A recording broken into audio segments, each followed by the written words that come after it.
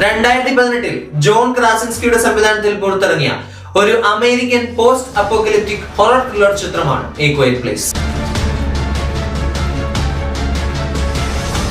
Scott ബെക്കും Bryan വുഡും ചേർന്ന് വിഭാവനം ചെയ്ത കഥയിൽ നിന്നാണ് ചിത്രത്തിന്റെ തിരക്കഥ എഴുതിയിരിക്കുന്നത്. അങ്ങേയറ്റം ശ്രവണശേഷിയുള്ള അന്ധരായ അന്യഗ്രഹ ജീവികൾ വസിക്കുന്ന ഒരു പോസ്റ്റ് അപ്പോക്കലിപ്റ്റിക് ലോകത്ത് അതിജീവനം നടത്താനും മക്കളെ വളർത്താനും പാടുപെടുന്ന അച്ഛന്റെയും അമ്മയുടെയും കഥയാണ് ക്വയറ്റ് പ്ലേസ് എന്ന സിനിമ പറയുന്നത്.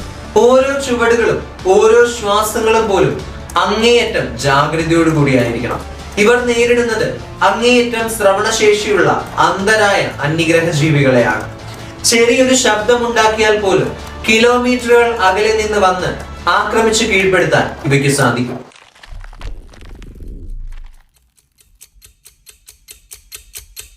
ചിത്രത്തിന്റെ സംവിധായകനായ ജോൺ ക്രസിൻസ്കിയും തന്റെ ഭാര്യയായ എമിലി ബ്ലണ്ടും തന്നെയാണ് ചിത്രത്തിലെ പ്രധാന കഥാപാത്രങ്ങളെ അവതരിപ്പിച്ചിരിക്കുന്നത്.